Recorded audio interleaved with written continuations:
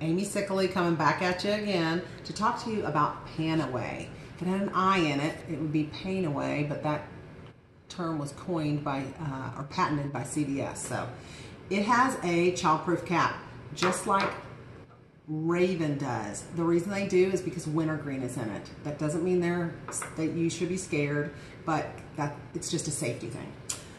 Panaway smells like root beer in a bottle to me. At least that's what my boys say. Sassafras. So anyhow, Panaway, amazing for aching joints. It supports a healthy musculoskeletal system.